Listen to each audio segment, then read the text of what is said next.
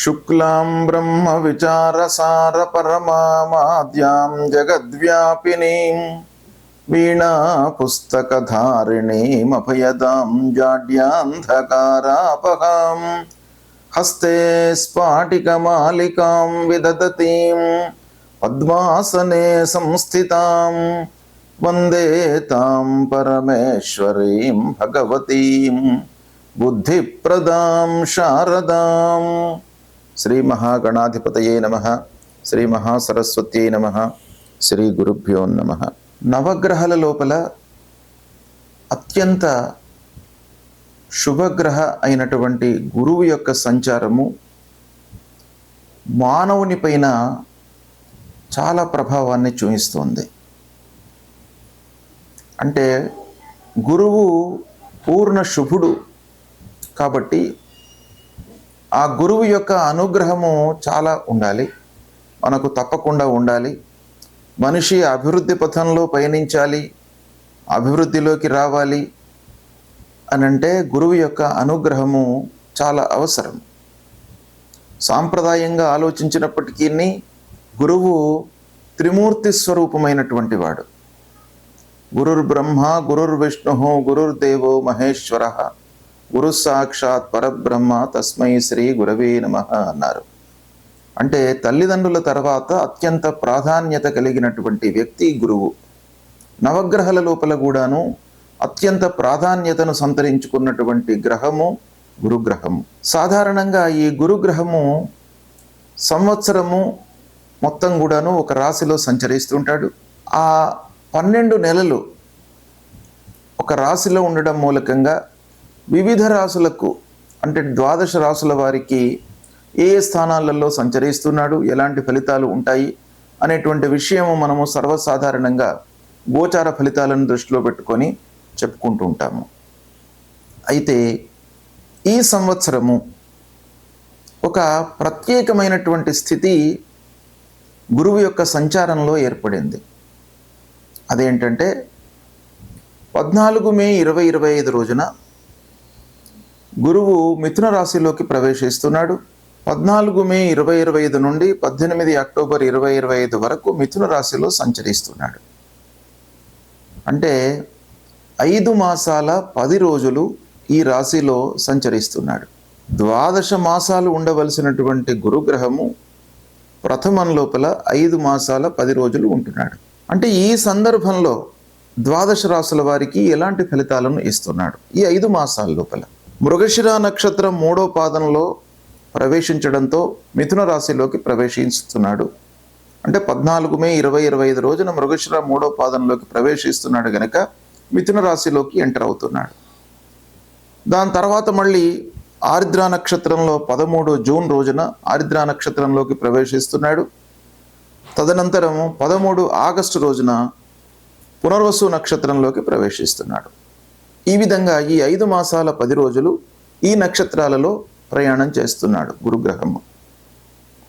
ఈ గురుగ్రహము మానవుడి పైన అంటే జాతకుడి పైన 12 రాశులలో జన్మించినటువంటి వారిపైన అనేక అంశాలపైన ప్రభావాన్ని చూపిస్తుంది. ముఖ్యంగా ఆదాయము, రాబడి, వృత్తిపరమైనటువంటి ఔన్నత్యము ఎలా ఉంటుంది అనేటువంటి విషయం పైన, తర్వాత గురువు సంతానకారకుడు కాబట్టి పిల్లల యొక్క అభివృద్ధి, వాళ్ళ చదువు, ఉద్యోగాలు, సెటిల్మెంటు ఎలా ఉంటాయి అనేటువంటి విషయం పైన కూడాను ఆ గురువు యొక్క ప్రభావం ఉంటుంది. తర్వాత శాస్త్ర విజ్ఞానం పైన కూడాను ఈ గురువు యొక్క ప్రభావం ఉంటుంది. అంటే మనము ఏదైనా కూడాను శాస్త్రము లేదా టెక్నాలజీ పరంగా ఏదైనా కూడాను అవగాహన చేసుకోవడానికి, అర్థం చేసుకోవడానికి, ఉన్నత విద్య మనకు అనుకూలించడానికి కూడాను ఆ గురువు యొక్క అనుగ్రహం బాగా కావాలి. ఇక పాండిత్యము, నలుగురి లోపల కూడాను ఈ విద్యా పాఠవాలు ప్రదర్శించడానికి, మంచి పేరు తెచ్చుకోవడానికి, పండితుడు అనేటువంటి ఒక గౌరవ మర్యాదలు లభించడానికి కూడాను గురువు యొక్క అనుగ్రహం బాగా కావాలి. అంతేకాకుండా ముఖ్యంగా జాతకుడు అంటే మనిషి ధర్మ మార్గంలో ప్రయాణించడానికి కూడాను ఆ గురువు గ్రహం యొక్క అనుగ్రహం కావాలి. భక్తి మార్గంలో ప్రయాణించడానికి, భక్తి ప్రపత్తులో ఉండడానికి కూడాను ఆ గురువు యొక్క అనుగ్రహం కావాలి. ఆధ్యాత్మిక సాంస్కృతిక కార్యక్రమాలు ఈ మనిషి మనసులో మెదలడానికి కూడాను గురువు యొక్క అనుగ్రహం కావాలి. ఈ విధంగా అనేక అంశాలపైన గురువు యొక్క సంచారము, ఆ గురువు మంచి స్థానాలలో ఉండడము, తద్వారా కలిగేటువంటి విషయాలు చాలా ఉన్నాయి. కాబట్టి గురువు యొక్క సంచారానికి అత్యంత ప్రాధాన్యత ఉన్నది. వృషభ రాశి జాతకులకు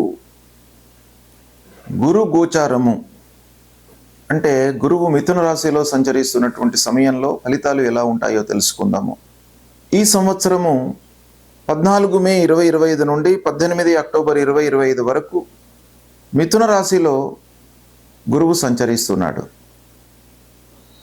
అయితే ఈ సమయంలో మిథున రాశిలో సంచరించడము వృషభ రాశి జాతకులకు ద్వితీయ స్థానం అవుతుంది. ద్వితీయ స్థానంలో గురు సంచారము గోచార రీత్యా చాలా శుభప్రదమైనటువంటి ఫలితాలను ఇస్తుంది. అయితే ఎలాంటి ఫలితాలు ఉండబోతున్నాయి అనే విషయాన్ని మనం చూసినట్టయితే, వృషభ రాశి జాతకులకు ఏకాదశాధిపతి అంటే అష్టమ ఏకాదశాధిపతి గురువు ధనస్థానంలో సంచరిస్తున్నాడు.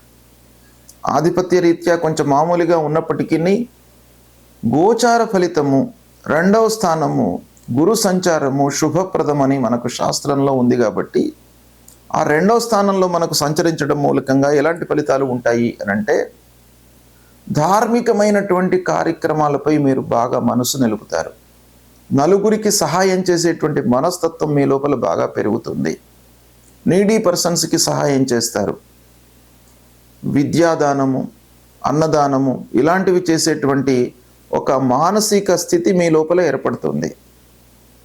అంటే సహాయ సహకారాలు బాగా అందించాలి అనేటువంటి ఒక మనస్తత్వము డెవలప్ కావడం చాలా సంతోషదాయకమైనటువంటి పరిణామం. దీని మూలకంగా మీకు ప్రతిఫలం కూడాను బాగా అందుతుంది. ఇక స్నేహితులకు, బంధువులు, ఆత్మీయుల యొక్క సహాయ సహకారాలు మీకు బాగా అందుతాయి. శుభకార్యాల మూలకంగా ధనము వ్యయమవుతుంది. అంటే శుభకార్యాలు చేస్తారు, శుభకార్యాలు ఆచరిస్తారు. శుభకార్యాలు అని అంటే గృహ నిర్మాణాది కార్యక్రమాలు, పిల్లల వివాహాది శుభకార్యాలు, తర్వాత ముఖ్యమైనటువంటి పనులు చేయడము, ఇవన్నీ కూడాను ఈ సమయంలో జరిగేటువంటి అవకాశాలు బాగా ఉన్నాయి. అంతేకాకుండా గురువు ధనస్థానంలో సంచరిస్తున్నాడు కాబట్టి ఆదాయం విషయం పైన కూడాను చాలా ప్రభావం చూపిస్తాడు. అంటే రావాల్సినటువంటి డబ్బు మీకు అందుతుంది, ఆదాయం పెరుగుతుంది, ఆదాయంలో హెచ్చు తగ్గులు ఉండవు, నిలకడగా ఉండేటువంటి అవకాశాలు బాగా ఉన్నాయి. తర్వాత ఇంక్రిమెంట్ రూపకంగా మీరు ఆదాయాన్ని పెంచుకునేటువంటి అవకాశాలు ఉద్యోగస్తులకు ఈ సమయంలో బాగా కనబడుతున్నాయి. వ్యాపారస్తులకు కూడాను వాళ్ళు వ్యాపారాన్ని పెంచుకునేటువంటి అవకాశము బాగా ఉంది. అంటే ఎక్స్పాన్షన్ వైపుకు వెళ్తారు వ్యాపారస్తులు. వ్యాపారం బాగా నడుస్తుంది, ఆదాయ స్థితి అనుకూలంగా ఉంటుంది, తద్వారా చాలా సంతోషంగా ఉంటారు. ఇక కుటుంబ విషయం ఆలోచించినట్టయితే భార్య, పిల్లలు, కుటుంబ పెద్దలు వీళ్ళందరితో కూడాను మీరు చాలా సంతోషంగా ఈ సమయంలో ఉంటారు. ఆనందదాయకంగా కాలం గడుపుతారు. మంచి మాటలతో పనులు మీకు బాగా నెరవేరుతాయి. అంటే మీ మాట పైన పలుకుబడి బాగా పెరుగుతుంది. మీ మాటకు సమాజంలో విలువ పెరుగుతుంది. తద్వారా మీరు ఒక్క మాట పాస్ ఆన్ చేసినట్టయితే తద్వారా పనులు అయ్యేటువంటి అవకాశాలు బాగా కనబడుతున్నాయి ఈ సమయం లోపల. కనుక గౌరవ మర్యాదలు మీకు సమాజంలో కలుగుతాయి. ఉన్నత స్థితిలో ఉన్నటువంటి వారితో మీరు సాహచర్యాన్ని, స్నేహాన్ని పెంపొందించుకునేటువంటి అవకాశాలు కూడాను బాగా ఉన్నాయి. చేసేటువంటి వృత్తి కూడాను మీకు చాలా సంతృప్తిగా ఉంటుంది, తద్వారా ఆదాయం కూడాను పెరుగుతుంది. ఇలాంటి ఫలితాలు మీకు ఈ గురువు ఈ 2వ స్థానంలో సంచరిస్తున్నప్పుడు కలుగుతాయి. అంటే ఈ 2వ స్థానంలో 14 మే నుండి 18 అక్టోబర్ వరకు సంచరిస్తున్నాడు. ఇది చాలా వృషభ రాశి వారికి కలిసి వచ్చేటువంటి సమయము. మీరు కూడాను వ్యక్తిగతంగా మీరు ప్లాన్ చేసుకోవచ్చును. ఏవైనా మంచి పనులు, ఇన్వెస్ట్మెంట్ కొరకు కానివ్వండి, ఏవైనా శుభకార్యాల విషయంలో మీరు ప్లాన్ చేసుకున్నట్టయితే మీకు సక్సెస్ రేటు ఎక్కువగా ఉండేటువంటి అవకాశాలు ఉన్నాయి. అంటే గోచార రీత్యా గురువు 2వ స్థానంలో ఉండడము, గురు బలము మనకు బాగా ఉంటుంది. శాస్త్రం లోపల కూడా ఏం చెప్పి ఉంది అంటే, గురువు అనుకూలంగా సంచరిస్తూ ఉన్నప్పుడు చేపట్టినటువంటి కార్యక్రమాలలో సక్సెస్ రేటు బాగా ఉంటుంది. కాబట్టి ఈ ధనస్థానంలో గురువు సంచరించడము మీకు చాలా పెద్ద ఎసెట్. ఈ సమయాన్ని మీరు సద్వినియోగం చేసుకున్నట్టయితే సత్ఫలితాలను పొందుతారు. అయితే ఈ వృషభ రాశిలో చాలామంది ఉంటారు. వృషభ రాశి అనగానే అందరికీ, వృషభ రాశిలో జన్మించినటువంటి వారందరికీ ఒకే రకమైనటువంటి ఫలితాలు ఉంటాయా? ఉండవు. మరి మనం దీన్ని ఎలా విశ్లేషించాలి, ఎలా అర్థం చేసుకోవాలి అని అంటే, కొంతవరకు నక్షత్ర పరంగా దీన్ని మనము డివైడ్ చేసినట్టయితే కొంత తారతమ్యం ఫలితాల లోపల కనబడే అవకాశాలు ఉంటాయి. అయితే ఈ వృషభ రాశిలో కృత్తికా నక్షత్రంలో జన్మించినటువంటి వాళ్ళు ఉంటారు, 2, 3, 4 పాదాలు. రోహిణి నక్షత్రం మొత్తం కూడాను, మళ్ళీ మృగశిర నక్షత్రం 1, 2 పాదాలలో జన్మించినటువంటి వాళ్ళు కూడాను ఉంటారు. కాబట్టి ముందుగా కృత్తికా నక్షత్రం వాళ్లకు ఈ సమయము ఎలా ఉంది అనేది మనం ఆలోచించినట్టయితే, కృత్తికా నక్షత్ర జాతకులకు ప్రథమంగా ఈ మిథున రాశిలో గురువు సంచరిస్తున్నప్పుడు గురువు కూడాను 3 నక్షత్రాలలో సంచరిస్తాడు. అంటే మృగశిర నక్షత్రంలో సంచరిస్తాడు, ఆరిద్ర నక్షత్రం, పునర్వసు నక్షత్రం. అయితే ఈ మృగశిర నక్షత్రంలో 14 మే నుండి 13 జూన్ వరకు సంచరిస్తున్నాడు. కనుక ఈ మృగశిర నక్షత్రంలో సంచరించడము కృత్తికా నక్షత్ర జాతకులకు కొంత మధ్యస్థంగా ఉంటుంది. అంటే రాశిపరంగా చాలా అనుకూలంగా ఉంది. అయితే నక్షత్ర రీత్యా కొంత మామూలుగా ఉంది. కాబట్టి మీరు కొంత ఎఫర్ట్స్ పెట్టినట్టయితే మళ్ళీ మీరు మంచి ఫలితాలను పొందేటువంటి అవకాశాలు ఉంటాయి. ఇక 13 జూన్ నుండి 13 ఆగస్టు వరకు ఆరిద్ర నక్షత్రంలో సంచరిస్తున్నాడు. ఈ కృత్తికా నక్షత్ర జాతకులకు ఆరిద్ర నక్షత్రంలో సంచరించడము చాలా అనుకూలమైనటువంటి ఫలితాలను ఇస్తుంది. ఇక్కడ ద్విగుణీకృతమైనటువంటి ఫలితాలు మీకు కలిగేటువంటి అవకాశాలు ఉన్నాయి. రాశి పరంగా మీకు అద్భుతంగా ఉంది, నక్షత్ర పరంగా కూడాను ఈ టైం బాగా ఉంది. ఇది 13 జూన్ నుండి 13 ఆగస్టు వరకు. కనుక 2 విధాలుగా మనకు అనుకూలమైనటువంటి సమయం. కనుక వృషభ రాశి వారికి ప్రత్యేకంగా 13 జూన్ నుండి 13 ఆగస్టు బాగా కలిసి వస్తుంది. అద్భుతమైనటువంటి ఫలితాలను మీరు పొందే అవకాశాలు ఉన్నాయి. ఇక 13 ఆగస్టు నుండి 18 అక్టోబర్ వరకు పునర్వసు నక్షత్రంలో సంచరిస్తున్నాడు. కనుక కృత్తికా నక్షత్ర జాతకులకు ఇది కొంత మామూలుగా ఉంటుంది ఈ పీరియడ్. అయితే అటు రాశి పరంగా బాగుంది కనుక మీకు నక్షత్ర పరంగా మామూలుగా ఉన్నప్పటికీ ఓవరాల్గా మంచి ఫలితాలే కలుగుతాయి. కానీ 2 విధాలుగా నక్షత్ర పరంగా, రాశి పరంగా 2 విధాలుగా మనకు బాగున్నట్టయితే ఇంకా ఫలితాల లోపల 200% మనకు అనుకూలత ఏర్పడేటువంటి అవకాశం ఉంటుంది. ఇక రోహిణి నక్షత్ర జాతకుల విషయం ఆలోచించినట్టయితే, రోహిణి నక్షత్రంలో పుట్టినటువంటి వాళ్ళకి 14 మే నుండి 13 జూన్ వరకు మృగశిర నక్షత్రంలో గురువు సంచరిస్తున్నాడు. గనక ఇది చాలా యోగదాయకమైనటువంటి సమయం.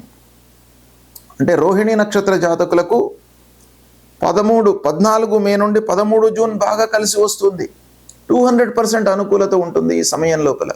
రాశి పరంగా బాగున్నాడు, నక్షత్ర పరంగా కూడాను బాగా ఉన్నాడు. ఇక 13 జూన్ నుండి 13 ఆగస్టు వరకు కొంత మామూలుగా ఉంటుంది.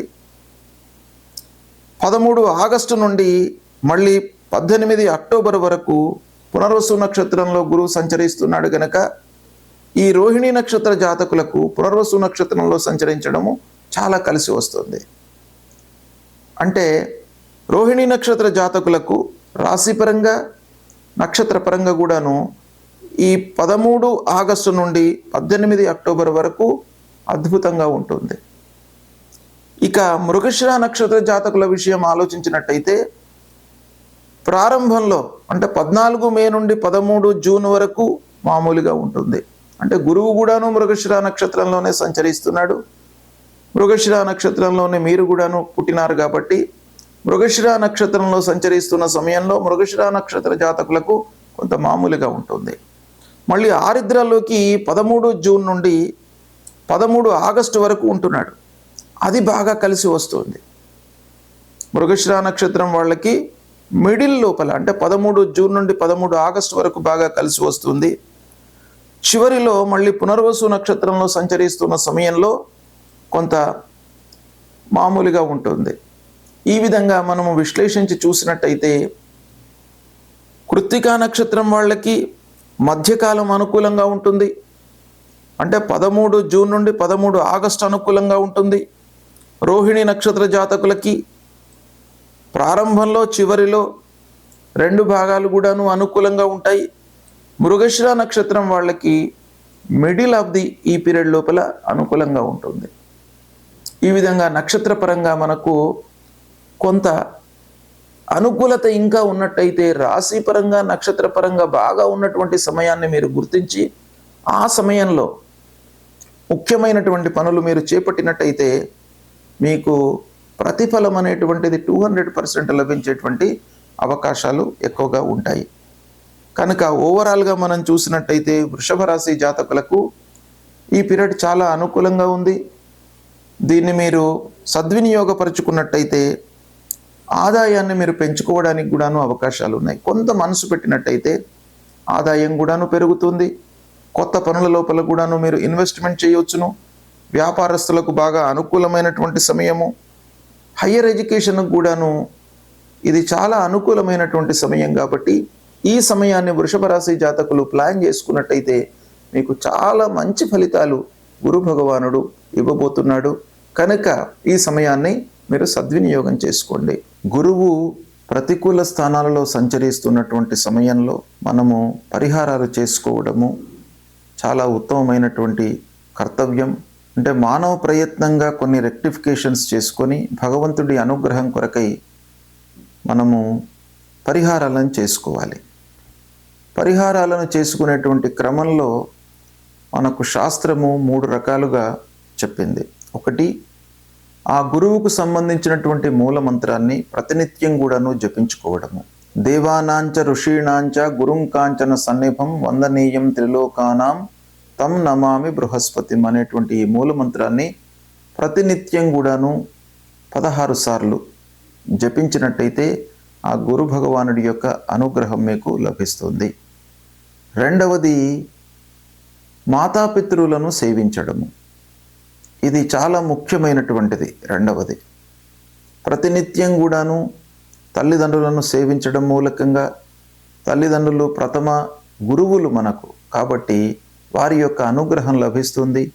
తల్లిదండ్రుల యొక్క ఆశీర్వచనము, అనురాగము, ప్రేమ లభించినట్టయితే మీకు అన్నీ కూడాను జయాలే కలుగుతాయి మీ జీవితంలో. కాబట్టి ప్రతినిత్యం కూడాను తల్లిదండ్రులకు నమస్కరించుకోవడము, వాళ్ళ యొక్క బాగోగులు తెలుసుకోవడము, సపర్యలు చేయడము, ఇది చేయడం మూలకంగా మీకు గురు భగవానుడు ప్రీతి చెందుతాడు. ఇక మూడవది, గురువుకు సంబంధించినటువంటి దానాలు ఇవ్వడము. గురువుకు సంబంధించినటువంటి దానాలు ముఖ్యంగా పసుపు పచ్చ వస్త్రము, శనిగలు, ఇవి దానం ఇవ్వాలి. వస్త్రదానము, శనిగలు దానంగా ఇవ్వడం మూలకంగా కూడాను ఆ గురు భగవానుడు ప్రీతి చెందుతాడు. దానము ఎప్పుడైనా కూడాను మనము ఎవరికైతే అవసరమో వాళ్ళకే దానం ఇవ్వాలి. కొంత ఇబ్బందులలో ఉన్నటువంటి వాళ్లకు, అలాంటి వాళ్లకు మనం దానం ఇచ్చినట్టయితే ఆ దానానికి విలువ ఉంటుంది. కడుపు నిండినటువంటి వాడికి భోజనం పెడితే ఆ భోజనంలో ఉన్నటువంటి రుచి అనేటువంటిది వాడికి తెలియదు. ఆకలితో ఉన్నటువంటి వాడికి భోజనం పెట్టడము, ఇలాంటివి కొన్ని చేయడం మూలకంగా ఆ గురు భగవానుడు ప్రీతి చెంది మీకు దుష్ట స్థానాలలో సంచరిస్తున్నటువంటి ఆ ప్రతికూల ఫలితాలను తగ్గించి అనుగ్రహించేటువంటి అవకాశాలు ఉంటాయి. కాబట్టి తప్పకుండా ఈ దానాలను కూడాను మీరు ఆచరించండి. నాలుగవది, భగవంతుడి అనుగ్రహం కొరకై దేవాలయానికి వెళ్ళడము, దైవ ప్రార్థన చేయడము, నామ సంకీర్తన చేయడము, ఇవి కూడాను మనకు పరిహారంలో చాలా ముఖ్యమైనటువంటివి. దత్తాత్రేయ స్వామిని కొలవండి, దక్షిణామూర్తి స్తోత్ర పారాయణం చేయండి, తర్వాత నరసింహస్వామిని కొలవండి, విష్ణు భగవానుణ్ణి కొలవండి.